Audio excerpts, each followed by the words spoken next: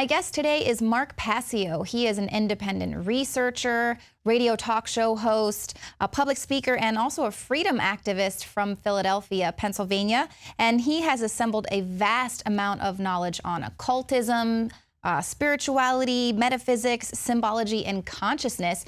You can find all of that information on his website, whatonearthishappening.com, as well as freeyourmindconference.com. And he joins me today to talk about occultism and mind control. So Mark, thank you for joining us today. I know we've got a lot to talk about in a short amount of time. So I wanted to kind of give a tri-part question here first, just kind of give a little bit of a backstory. I've heard you say in a few of your lectures that you were actually a practitioner of the dark occult. Obviously, this is where some of your expertise comes from. You can confirm that these occultic symbols are being employed. They do have power. But what does that mean? What does that mean as far as you are practicing? Was that like Satanism, Luciferianism, some sort of other dark occult that I don't really know about? And then, of course, what compelled you to kind of seek out that knowledge, and what was it that helped you kind of realize that maybe that wasn't where you wanted to spend your energies? Sure, that's a really great question. Well, in my youth, I kind of accepted, without much questioning, a lot of the religious dogma and indoctrination that I had been given by family members and school teachers. And I come from a pretty standard Roman Catholic Italian background in South Philadelphia. And my family was kind of the type that never really challenged belief systems, certainly never questioned authority, anything like that. And, you know, back then when I was given a lot of those dogmatic beliefs and kind of accepted them, I certainly lacked a lot of the knowledge about what religious indoctrination is about and why it's done. I certainly didn't know anything about astrotheology at that time. And a lot of that knowledge probably could have put some of that indoctrination into perspective. But since I lacked it, my disillusionment with modern organized religion turned into extreme anger. And I acted upon that anger by attempting to seek out the antithesis of religion, the antithesis of the system into which I was born. And I found it in the form of the dark occult, dark occultism, particularly Satanism, which was the type of dark occultism that I gravitated toward. And I espoused a lot of satanic beliefs and ideologies, particularly through writing and music. Some of my work was eventually recognized by Anton LaVey, who was the high priest of the organization known as the Church of Satan at that time. He has since died. But he asked me to take part in the Church of Satan and become a priest within its membership. And I accepted that offer, and I became a priest in the Church of Satan. And what my job was to do was basically, for the most part, explain the ideology of Satanism to people in an attempt to take more people into the ranks of that ideology. As my involvement with Satanism in general, not just the Church of Satan organization, grew, I became aware that this wasn't an isolated group of individuals that were just working with occulted or hidden knowledge in order to essentially grow their own personal power, but they were groups, internetworked groups of people who were working together, and they came from an eclectic array of people from every walk of life, every social institution that you could imagine. There were Satanists placed in positions of high power and influence within those institutions, including politics, banking, law, military, law enforcement, entertainment, technology, medicine, education, and every other area of our lives.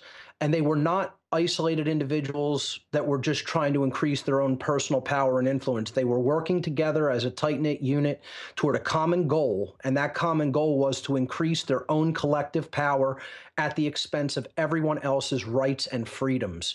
When I became aware that that's what the satanic hierarchical network that is in place in this world was all about, that it was in fact about slavery, my consciousness, my conscience, I'm sorry, would not allow me to proceed any further with involvement in these groups. And I began to basically pull back from my involvement.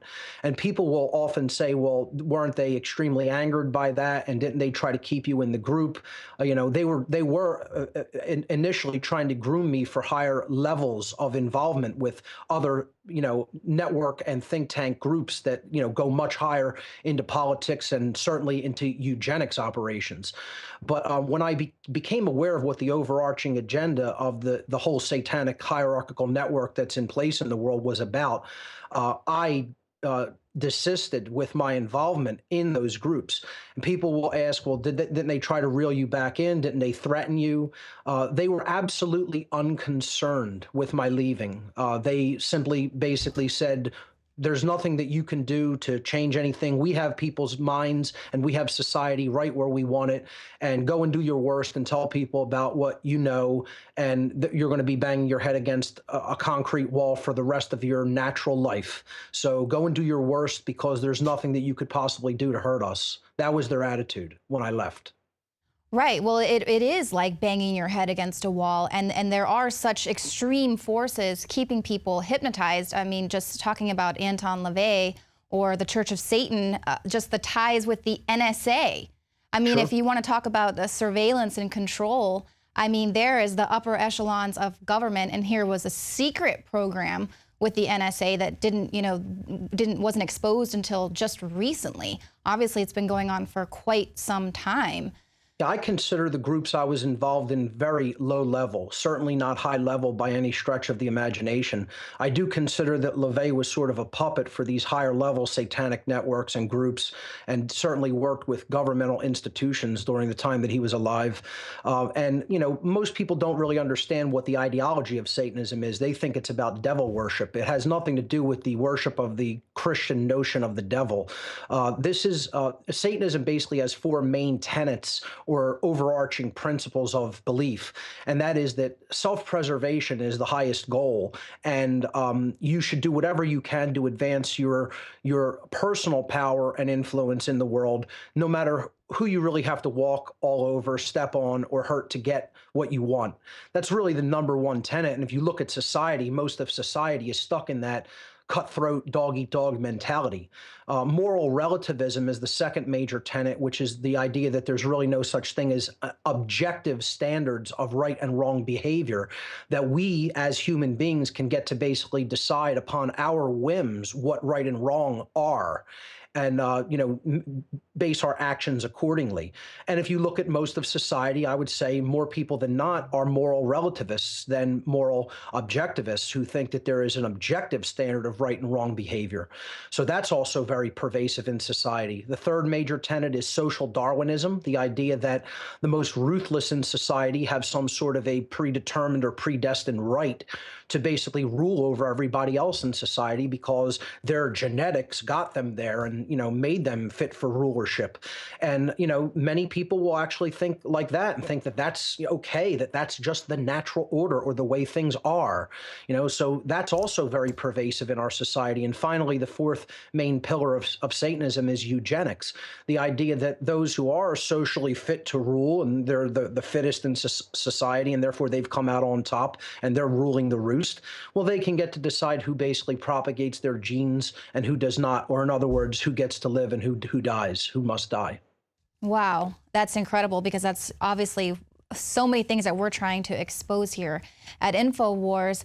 And, we talk about this self-preservation thing a lot, even when you see these members of secret societies and how you think, how do these people literally get away with murder sometimes, or awful things that are hidden, pedosadism, things like that, that you wonder, how are these people in the law enforcement or politics, how are these crimes being covered up? But it is this sort of secret society, self-preservation system that they have to protect each other and protect this overarching, unforeseen hand that's sort of controlling everything.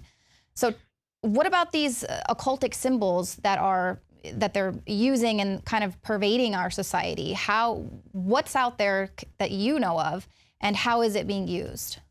Well, I think a good precursor to this would be to simply explain what the occult is, because many people hear that word and they really don't understand what it means, and they have a erroneous perception of what occultism in general is. The word occult is derived from the Latin language. It comes from the Latin adjective occultus. Occultus in Latin simply means hidden from sight. And, the verb occultare in Latin, occultare, means to hide, to conceal, or to keep secret. So both of these words in Latin are in turn derived from the Latin word oculus. Oculus means eye. So it all has to do with what can be seen and what is not easily seen. That which is hidden from view, which is veiled from our sight, which is difficult to see because in many cases it operates in the realm of the unseen or the spiritual realm. And that's all the occult is. The occult is knowledge that has been hidden for particular reasons, and we can get into what those reasons are, but it's knowledge that is hidden and held by very few people. And when you hide and hold very important knowledge tight to yourself, and you try to keep it sequestered from everyone else, what you are doing in that instance is you are creating a power differential through the knowledge differential that you've created. I mean, we've all heard the term knowledge is power. I would have a slightly different take, and I would say knowledge which is applied can be converted into real world power. And that is what these dark occultists do, who are using this knowledge certainly not to uplift humanity. They're using it to create a power differential in the world so that they can stay entrenched in power and they could take advantage of everyone else who is trapped in their ignorance. The occult is simply hidden knowledge held by very few people who exploit that knowledge at the expense of all of the ignorant people, the ignorant masses who have no idea what that knowledge is or how it works. Now, the next question that would naturally come up for people is, well, what is the knowledge of the occult? What type of knowledge are we really referring to or talking about here when we talk about occultism in general? Occultism is a body of science which is just not generally known to the wide body of human beings. It's hidden knowledge about two overarching fields of study of human endeavor, and that is the human psyche, the mind, and how the mind works, all of its inner workings and operations, okay? How the psyche actually operates, what human motivations are and how they work. I would call this the inner world of the individual. And in the occult, this is often referred to as the lesser arcana, or the body of knowledge that constitutes the microcosmic world. In other words, the world of the individual, the psyche. Then there's a second body of knowledge that is about the greater spiritual laws that ultimately the entire universe is bound by and works according to. This would be considered the major or greater arcana of knowledge, or the macrocosmic world. This is knowledge about the spiritual laws of the universe and also the physical sciences, because much of the physical sciences workings is also occulted and hidden from us so that our society doesn't progress and advance in ways that the people who currently hold the reins of our society don't want it to. So we have to understand that there's a body of spiritual, or what I simply refer to spiritual laws, or what I simply refer to as natural law in my work, that is a part of the occult knowledge. It's a part of the macrocosmic knowledge that comprises what is known as the major arcana, or the greater arcana of occult knowledge. That being said, those two bodies of knowledge really constitute everything that humanity needs to understand to become free. That's why it is hidden. That's why it is occulted, because the people who are currently enslaving humanity and who are currently running our society don't want the playing field to be leveled by this knowledge being understood by people. Because if people understood it en masse, they would be able to empower and free themselves from what is being done to them, from them being kept in the condition of human slavery as they are right now. Occult knowledge is neither good or bad. It's not something that is inherently positive or negative. The consciousness of the wielder of that knowledge will ultimately determine whether that knowledge is actually being applied for good or ill. In other words, either for the uplift of humanity by spreading it and distributing that knowledge throughout the human population, and therefore enlightening people and making them be able to be informed and make their own good choices and good decisions in harmony with the spiritual laws of nature, natural law, or whether that knowledge, that occulted knowledge, will be used for ill, for evil purposes, for control, for manipulation over the people who currently lack it and are ignorant of it. And that's the difference that I would describe between light occultism, or what I simply have come to call de-occultism, which is what I consider myself, a de-occultist, someone who is trying to bring that hidden knowledge out into the light of day for all to see and understand, versus dark occultism. Dark occultists want to deliberately hide and keep that knowledge hidden in order to create and maintain that power differential that they currently have. Well, exactly, because as long as they can keep a false reality, people just kind of in a fog, no one can change the reality because they don't actually have a grasp of what reality actually is. They're just in a trance with all of this symbolism bombarding them everywhere. Obviously, the InfoWars viewers, they know all about, the all-seeing eye and the pentagram and these sorts of things. But this symbolism is in advertising, just basic advertising. Talk to me a little about that. Sure, it really goes quite deep, and I think this example that I would like to bring up is going to really illustrate what the occult truly is and how it's applied in society, and how it works upon the psyche of individuals that have no idea about the symbols that are used against them, and they have no idea about the deep inner knowledge of the psyche that is wielded over them by people who do very deeply understand it. To understand this example, we have to just simply delve into the world of archetypes, which are types of basically rudimentary type symbols. An archetype is considered an original pattern from which other patterns or other more advanced type symbols are basically based, okay? So it's a model or an original form or a prototype of some kind. And there's some basic symbolic archetypes. Of course, we have the circle, which represents infinity and eternity and perfection and the divine. The circle has always kind of been considered a shape that represents the divine. It's based on a number that cannot really be ever pinned down to exactitude, pi, of course. And, it's just a symbol that has represented perfection throughout all different traditions in human history. Conversely, the opposite of that, the square, is another archetype, and it's represented stability, but also rigidity and imperfection. And it's represented things that are earthbound, that are very earthly and human, as opposed to divinity, like the circle represents. So then we have another archetype, the triangle. We see this a lot in symbolism as well, because it represents balance, it represents union or coming together of often opposite extremes. It represents the intellect. It represents, in many cases, knowledge. Another archetype is the star, which represents spirit or sovereignty. And, that's, of course, used in politics a lot. And there's many other archetypes that we could get into, but essentially, archetypes resonate deeply with the human subconscious mind. Okay, that's the main thing to keep in mind. It's archetypes are kind of embedded almost into our the very fabric of our being, into what one might call our ancestral DNA, because these shapes and symbols have been around with us since humanity has been on this planet. The perverted use of symbolism and archetypes goes on constantly in our society.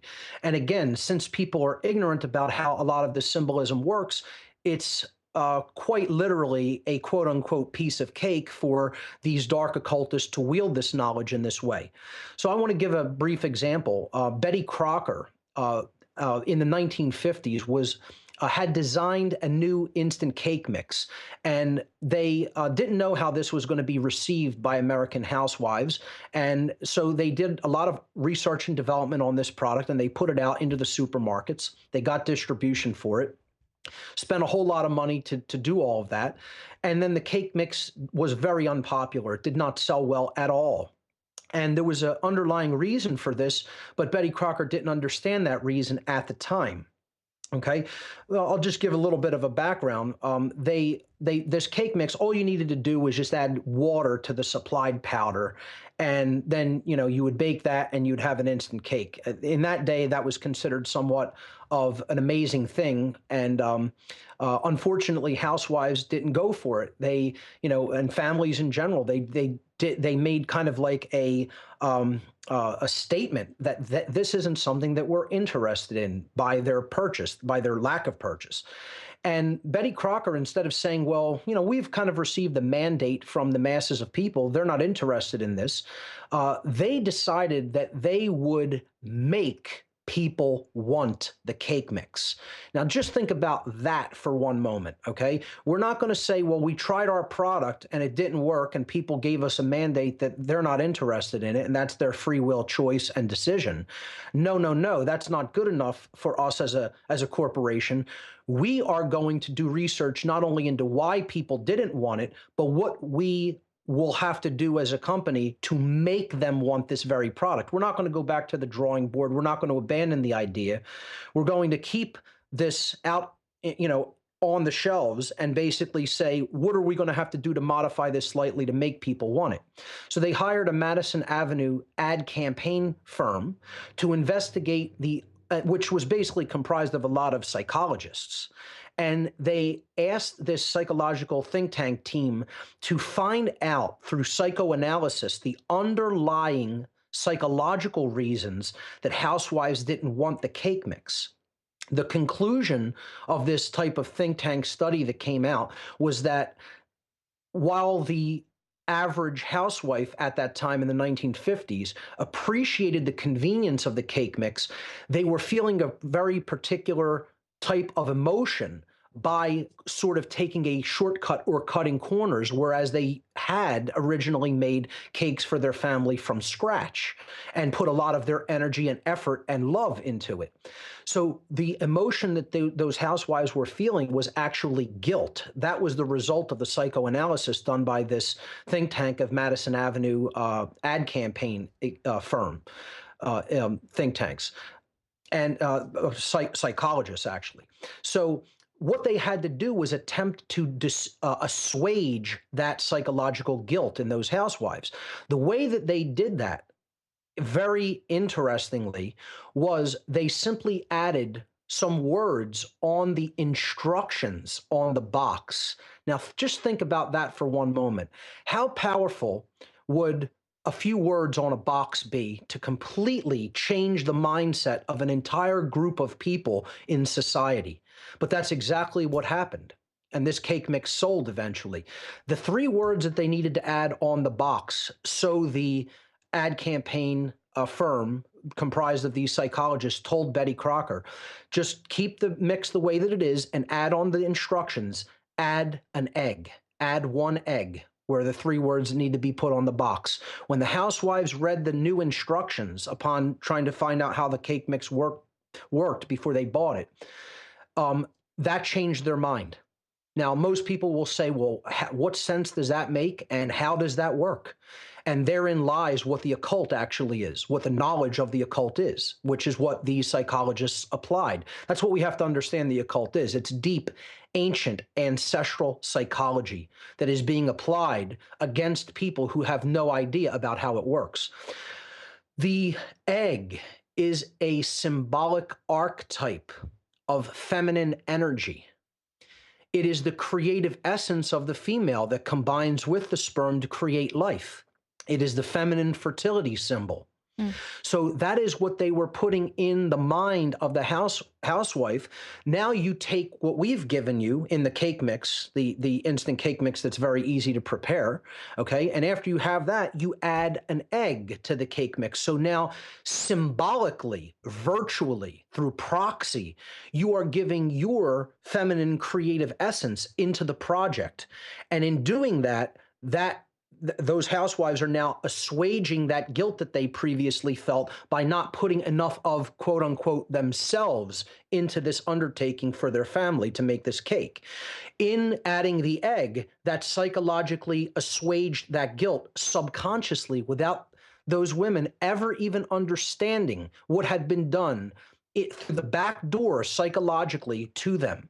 That, ladies and gentlemen, is what the occult actually is. The cake mix sold like wildfire after they only changed the instructions on the box to add a symbolic archetype to assuage that psychological guilt subconsciously. Wow. Now, if that's not, a powerful enough example, I don't know what is.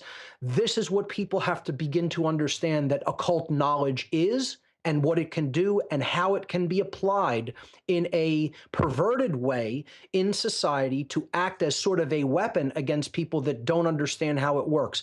I would suggest that's much more than just clever advertising or clever marketing techniques.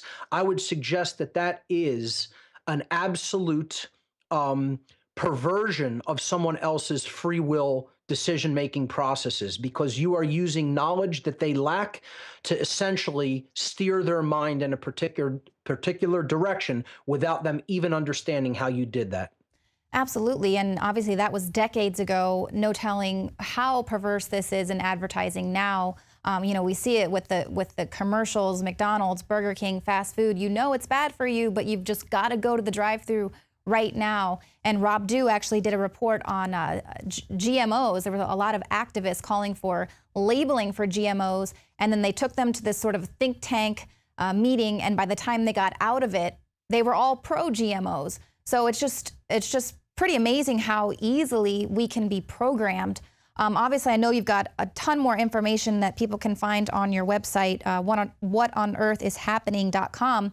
But just in the last few minutes, is there any advice on how to avoid all of this, or is it all just a matter of educating yourself to the reality so that you can, avoid being brainwashed, basically? Well, I would say, like any other aspects of problem solving, in looking for a solution to what we're facing today in our world, which is certainly about mind control and occultic manipulation of the human psyche through knowledge that is being perverted and exploited. The first step is to recognize that the problem exists and to begin to understand not only that the problem exists, but what are the causal factors of that problem. I would suggest deep ignorance is one of the largest causal factors of the problem that we face as a species. We could talk about the symptoms, and all the different aspects of society that are broken until we're blue in the face, but they're really symptoms and they're effects of the underlying causes. We need to stop trying to treat the symptoms, and we need to go into the realm of consciousness and the understanding of this heretofore occulted information, this occulted knowledge, because it's knowledge that has been hidden about how we work. That's some of the most important knowledge that there is self-knowledge. And then the other knowledge that's been hidden is the knowledge about how the universe works, particularly the spiritual laws of the universe. See, when we start to understand the causal factor lies in ignorance, we're making a diagnosis about the causal factors of the problem. We're not just treating the symptoms. And if you just look at the word diagnosis, that's the first step of healing. You got to make a diagnosis about what's wrong. Dia in Greek is a prefix that means through or by way of, and then the word gnosis in Greek means knowledge. So we're going to get to the solution by way of knowledge, through the knowledge of the causal factors of the problem. Then we can understand how this manifested condition that we've arrived at, called the current human condition, which so many people will say we do not want to be present and we want to get out of this current condition of slavery and control, okay? We can't do that unless we have an accurate diagnosis through knowledge of what the causal factors that created that manifested condition actually are. And in a nutshell, the answer to that, the knowledge that we need to understand, are those spiritual laws of the universe, what I simply term natural law. And my working definition for that is the universal, non-man-made, binding and immutable conditions that govern the consequences of human behavioral choices. So they're universal. That means these laws exist everywhere in creation. There is nowhere that you can go to escape them. They are in effect and you are bound by them. They're non-man-made. They weren't put into effect by any beings in the three-dimensional world in the universe. They were put into effect by the creative force in the universe. Call it God, call it the underlying intelligence behind everything. It doesn't make a difference what you call it. It's the creative energy that ultimately began everything and set the laws of this realm into motion that we call the physical universe. These laws are binding and immutable. That means they're in effect whether we understand them or whether we like that they're in effect or not. And we can do nothing to change that these laws are in effect, just like we can't change the law of gravity or the laws of electromagnetism. They are in effect in the universe, and they are always in effect. We are bound by them. We only can understand their workings and then choose whether to align our behaviors to those workings or not. And what these laws, these spiritual laws ultimately do is they govern the consequences of our behavioral decisions. When we make a choice that is in keeping with these spiritual laws, therefore, that behavior is actually a right under this natural law or spiritual law, then we receive one particular set of results. When we act in opposition to these laws, and therefore we are acting immorally, and we are not taking behaviors that are our right to take, we receive a completely different set of results.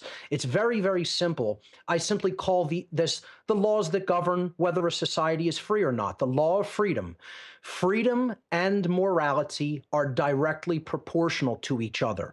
As morality increases in any given society, the freedom of that society will also increase.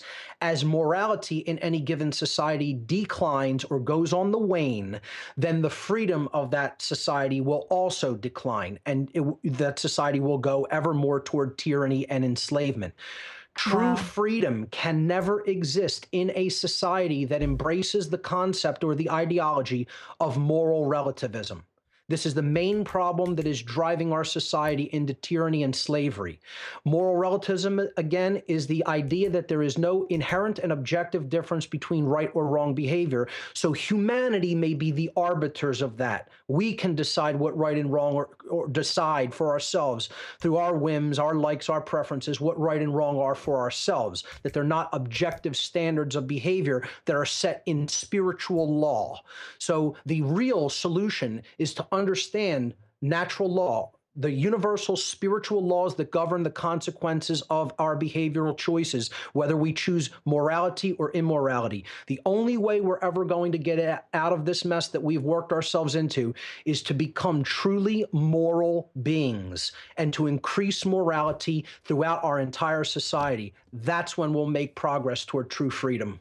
Yeah, and that's really powerful because you can see that that's what is happening to our society right now. We have become waning more toward the immoral side, and you see the tyranny is rising. It's kind of working perfectly into their plan.